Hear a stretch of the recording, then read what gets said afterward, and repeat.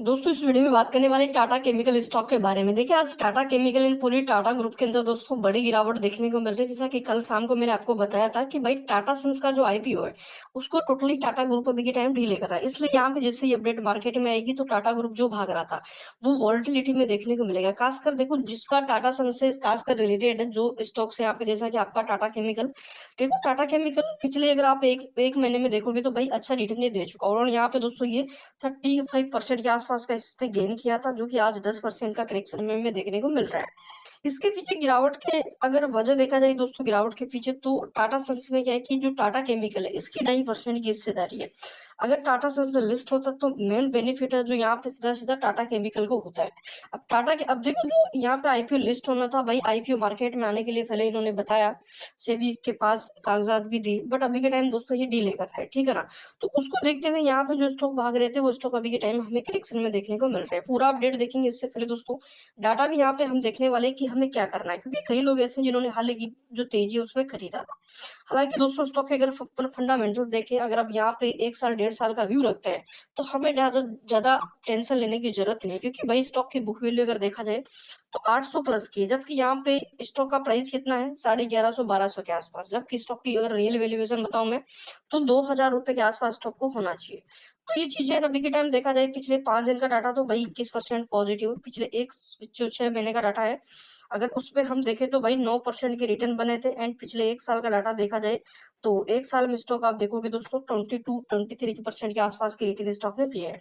हालांकि पिछले एक महीने का चार्ट देखा जाए तो भाई रेगुलर स्टॉक छटा है, अभी के टाइम इसको प्रॉफिट बुकिंग भी कर सकते हो। देखो जो स्टॉक जितना भागता है जब पैनिक अपडेट आता है, नेगेटिव डेटा, तो उतने ही तेज गति से वो गिरता है। जैसा कि अभी के टाइम आप देखोगे तो भाई 10% के आसपास का करेक्शन हमें यहाँ पे देखने को मिल।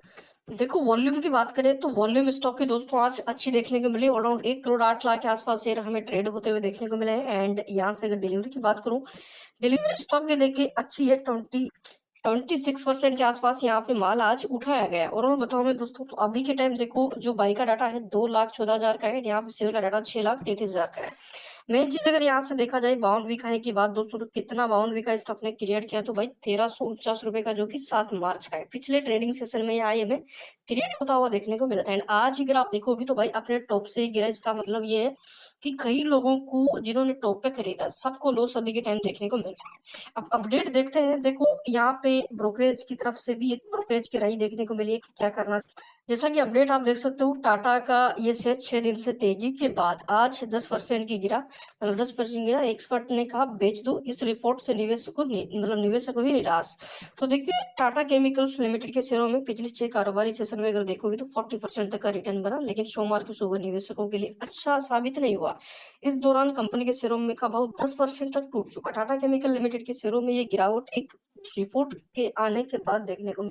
रिपोर्ट क्या तो आप देख सकते हो, रिपोर्ट के अनुसार टाटा सन्स अपने आईपीओ के विकल्प को टालने की कोशिश कर रहा है। रिजर्व बैंक जो है, अब रिजर्व बैंक ऑफ इंडिया के नियमों के तहत टाटा सन्स को मौजूदा स्वरूप में आईपीओ लाना होगा, लेकिन अब ग्रुप इससे बचने का प्रयास कर रहा है। टाटा सन्स ने रिजर्व बैंक ऑफ इंडिया के पास अपर लेवल एनबीएफसी नियमों का छूट की अपील की थी, लेकिन उनके इस अपील को सेंट्रल बैंक ने मानने से मना कर दिया।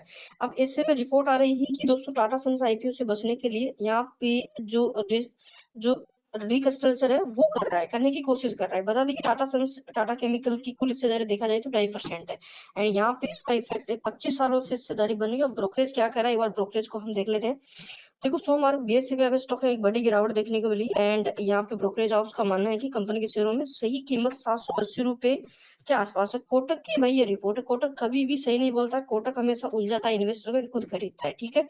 एंड यहाँ पे जो ईपीएस घटेगी, बता दें कि बीते 6 महीनों में कंपनी के शेयरों में कुल 39.6% की तेजी देखने को मिली है। मैं सीधा सीधा बता रहा हूँ, चीजों को समझना है, क्योंकि भाई देखो स्टॉक अच्छा है, टाटा केमिकल का है, फंडामेंटली मजबूत है, पीई भी कोई ज्यादा नहीं है, अराउंड 20 के आसपास का पी रेट, जब इंडस्ट्री स्टॉक का 40 के आसपास है। तो यहाँ से अगर हम देखा जाए तो ये स्टॉक डबल भी हो जाए तो भी ओवरबोर्ड नहीं होगा पी के according. In book value stock की तगड़ी है। तो यहाँ पे जो लोग आने वाले टॉप पे फंसे हैं तो देखो अगर आप होल्ड करते हो तो डेफिनेट आप रिटर्न लेके जाओ, क्योंकि टाटा देखो, टाटा के स्टॉक ज्यादा गिरते नहीं है। अगर यहाँ पे गिर रहे हैं इसका मतलब ये कि कोई ना कोई तो माल खरीद रहा है। मेन चीज यहाँ पे अगर देखें हम, ना तो ये भागते हैं ज्यादा, ना ये गिरते हैं। जिस हिसाब से भागते हैं उस हिसाब से प्रॉफिट बुकिंग भी दिखाते हैं। तो टोटली अभी के टाइम पैनिक करने कहाँ तक आ सकता है, जो कि पुराना स्टॉक का ब्रेकआउट लेवल भी था यहाँ पे। तो इजिली दोस्तों यहाँ पे 1140 रुपए का सबसे इंपॉर्टेंट जो सपोर्ट है वो बन रहा है, ठीक है ना। तो आप मान सकते हैं कि 1140 के आसपास हमें देखने को मिल सकता है, अदर यहाँ से इतना ये नहीं गिरेगा, ठीक है ना। तो पेशेंस रखें, जल्दबाजी ना करें, एंड चैनल पर पहली बार विजिट किया तो सब्सक्राइब कर ले, बेल आइकन कर ले ताकि नए अपडेट्स आपको मिलते रहे। थैंक यू दोस्तों।